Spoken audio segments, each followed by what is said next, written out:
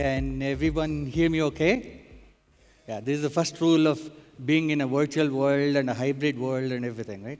It's great to be here, a lot of faces, and it's giving me chills from yesterday, seeing more than 1,000 people in an auditorium. I haven't done that for 2.5 years, right? Chills, don't mistake that I'm kind of having infected disease, whatever, but chills for the right reasons.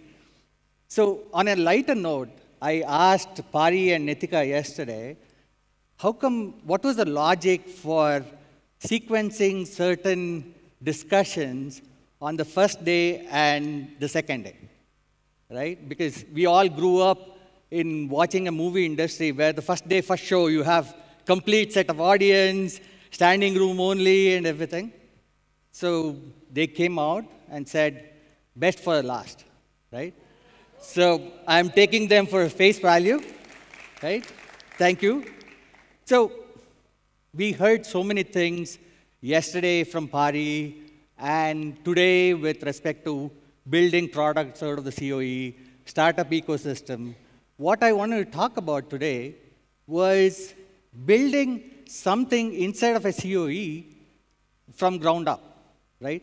How are we going to go ahead and provide a product and a portfolio that is going to be the flagship of the company in the future? And the entire reason why we took this as a Rocketship is because we've been hearing a lot about Jeff Bezos and Elon Musk trying to take us to Mars. And yesterday, Pari talked about the Mars shot. So I thought it was relevant for us to try and have Rocketship as part of our talk today. So, I have been part of the CoE ecosystem for almost about 15 years. Pari, me, Sar, we all started off with this thought process of building what we are calling as centers of excellence. There's GCC, that was the NASCOM acronym. There is CoE that I have to really give it to Pari and the team. They've coined this with respect to, capability is one thing. Center of excellence means something, right?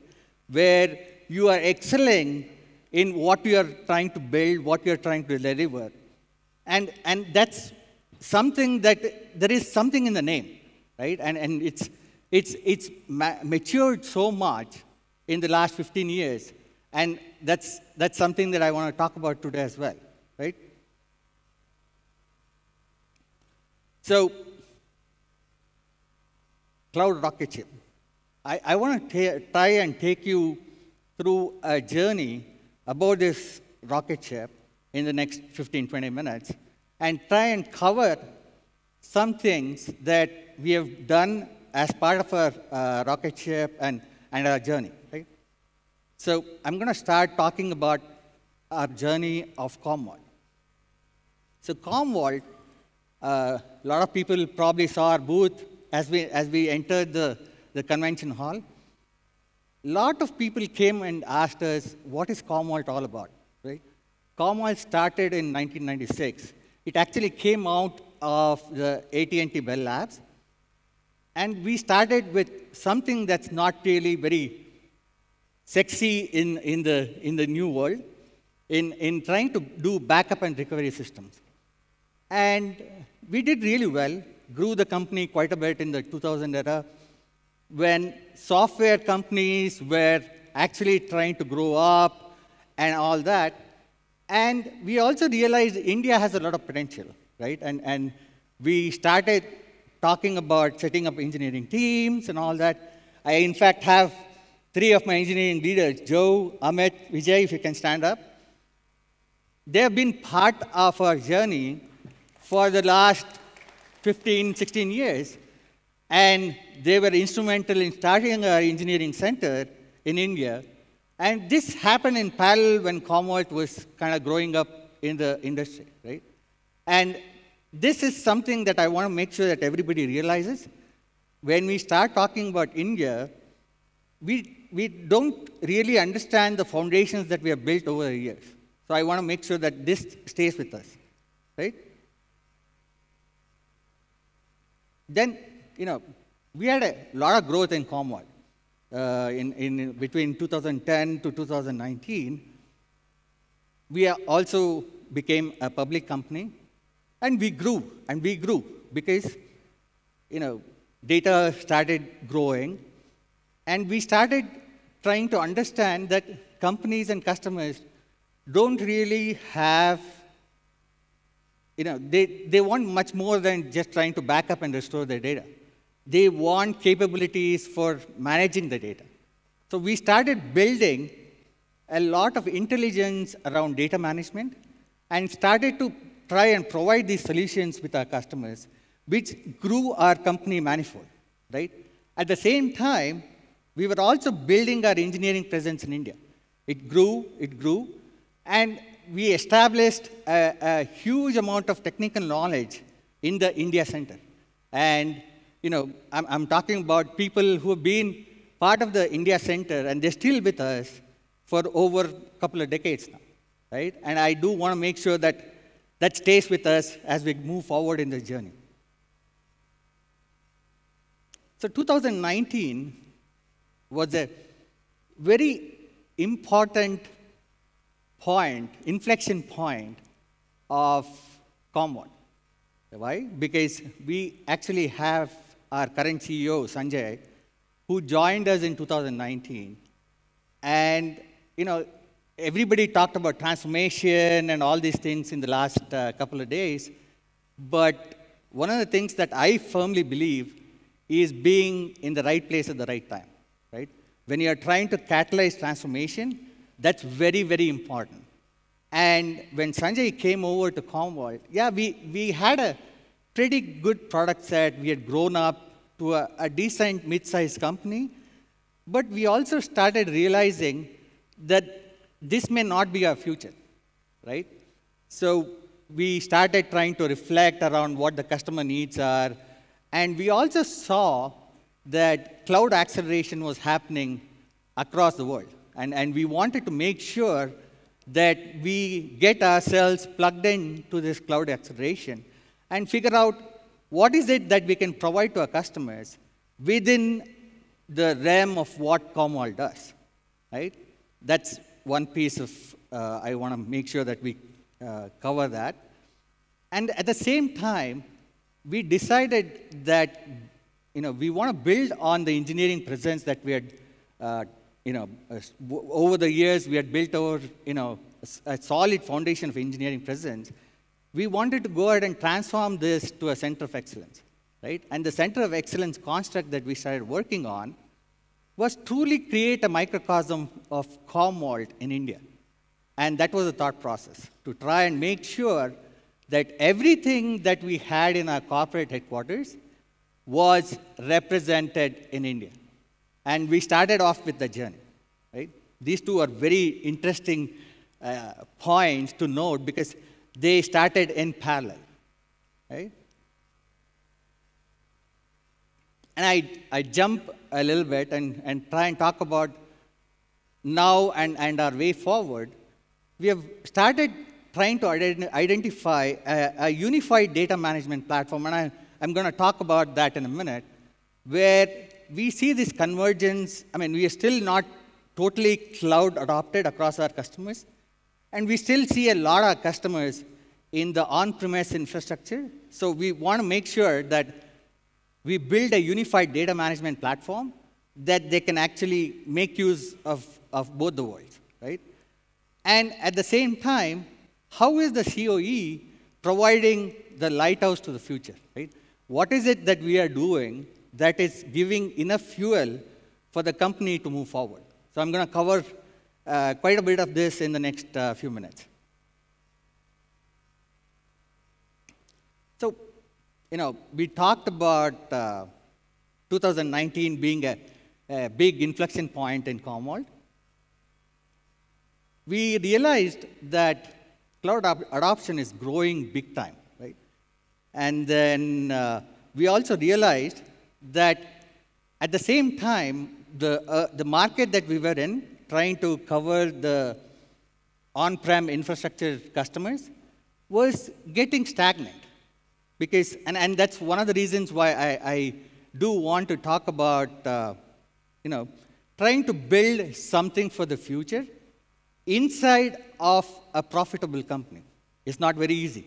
It's absolutely, it takes a lot of time, effort, and a huge amount of transformation that we need to build, right? And I don't know how many of the audience actually know a person named Geoffrey Moore. Show of hands. Okay. So Geoffrey Moore, started talking about crossing the chasm, but he also wrote a very interesting book called Zone to Win, right? And Zone to Win, he talks quite a bit about things around established companies, not really looking at what their future holds. Very complacent and enjoying. One of the great examples, I think everybody here would have probably known about it, is BlackBerry, right? Don't you remember the days where we were all carrying BlackBerries to access emails? And they didn't really go think forward. And all of a sudden, iPhone came in and disrupted the entire world. So we realized that data management as a service, data protection as a service, was a white space. I loved the conversation between Bala and Prateek, where we were talking about white spaces and how are we trying to make sure that we take advantage of the white space. But this was a white space that we realized that we want to try and take advantage of. And we started on our journey of building or incubating a startup within an established company. And if you see this, the way we have positioned Metallic, the name of the SaaS portfolio that we built, it's called a Commonwealth venture, right? It's not really, we want to try and create that startup ecosystem inside of an established company. And that's very tough, right? So we talked about all of this, but then where does the CoE come to the picture, right? The CoE was providing the fuel to Commonwealth to incubate this startup inside of our established company ecosystem, right? We had built in quite a bit of talent over the years, as I said, over close to about 14, 15 years. And we were continuously getting new talent into the system. And we also had a great IP foundation that we had built over the years, right? And we started utilizing this because Commonwealth decided when we started working on the SaaS portfolio that data management service, we had the building blocks of Commonwealth's original portfolio. So that formed the IP backbone of how we were building the SaaS startup, right? At the same time, most of the engineering expertise that we had built over the years was around on-prem, infrastructure-based products. So we wanted to try and get folks who have gotten SaaS expertise, right? And we got a lot of these folks into our organization, and our idea was to try and mesh both of these skill sets and try and start building our SaaS portfolio inside of our company, right? And what did we do differently? I mean, we started on this journey late 2019, and lo and behold, the pandemic hit us, right? We are, first of all, struggling to try and do an internal transformation, building a startup inside of an established company. And running an established company means you have to make sure that every numbers that you are trying to talk about is available in the public domain, right? Because we were a listed company, we had to show everything, right?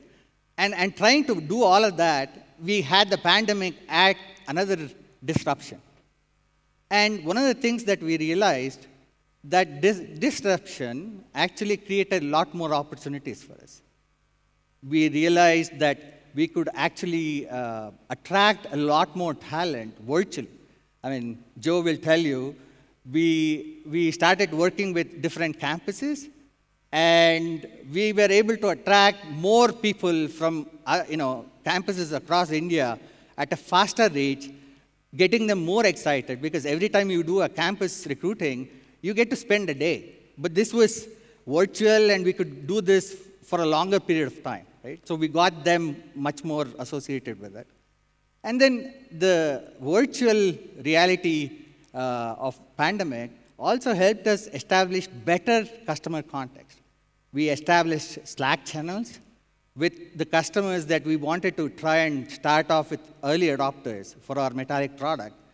And engineering directly had access to these folks, right? And it was much easier for us to try and, because earlier it would always be, oh, we have to have a lot of connect in the region of where the customers are. It's going to be tough. The pandemic just opened the doors. It just helped us try and establish this context virtually, right?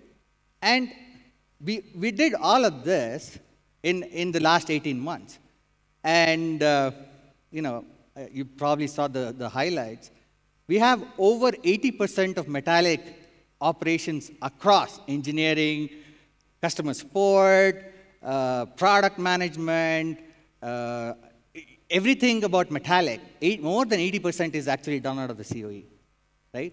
And lo and behold, we did, and this is publicly aware, news that's in the public domain, we crossed $50 million ARR within 18 months of us incubating this, right? And that's not an easy thing. That's absolutely not an easy thing, because we have very few SaaS startups that can claim that they were able to reach 50 million in ARR within 18 months.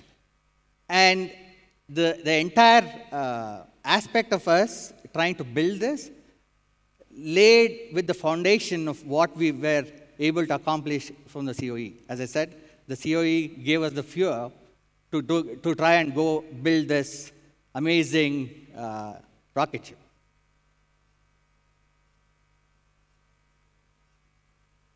So I'm going to spend a minute about this, right?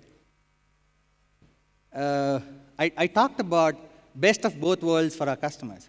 We have a whole bunch of existing customers who have a bunch of workloads on-prem, but they also have a bunch of workloads on the cloud. So we wanted to provide them with an experience with Commvault, which was best of both the worlds, right? And that's one of the reasons why we call this as the power of and. So in 2019, I forgot to mention, we had a third inflection point. First time ever in Commonwealth's 20+ years of history, we actually did an acquisition. Acquisition of a company called Hedwig, which was into software-defined storage. That kind of gave us the ability to expand our offerings of scale-out storage and help us manage data in scale-out platforms. So I do want to call out Vijay, who is one of the core architects to try and build out Hyperscale X, which is like one of the core products of Commvault right now, right? And between Hyperscale X and Metallic, we are actually giving this and solution for the customer so that they don't have to think about how are they going to manage different workloads. So I talked quite a bit about our journey, right? We started off our journey in trying to build capabilities. We started off our journey trying to build talent. We started off our journey in trying to build enough IP in our CoE. And we built all of that, and we created this Rocketship, right? 50 million ARR in 18 months, all that. But it's our time, right? And I do want to call out Pari's comment yesterday on the Mars shot. He talked about the wormhole, right? And I don't know how many of you actually listened to Pari's keynote yesterday, but he talked about the wormhole, which is something that we are experiencing in Commonwealth through the CoE. The CoE is actually acting as a wormhole for our company to get into the Asia Pacific and EMEA markets, right? One of the things that we did in Commvault this year was we realized that there is a lot of synergy between what we are seeing in the EMEA market and what we are seeing in the APJ market. We condensed both of that, and we are actually calling that the international region. And the CoE falls right in that to try and help us grow a lot more top-line revenue for the company, right? So this is where we are going forward, right? And this is where we are trying to establish ourselves as the lighthouse guiding our company's future. We are working heavily with the international region to try and focus our energies. We have built capabilities, we have the technology, we have the product. Now we want to try and contribute to the sales engine of getting much more customer contacts in the international region, getting our CoE base, which is close to about 1,000 people, involved in having every kind of customer conversation, trying to build what they need for us in this market, right? And that's a fabulous way for us to look for the next 18 months, because now we have created this rocket ship. I just want to make sure that it's much more successful than Elon Musk or Jeff Bezos, whatever experiments that they have done. But I think we are in a great space, and that's what I felt when I said this is our time, right? Thank you. That's all I had.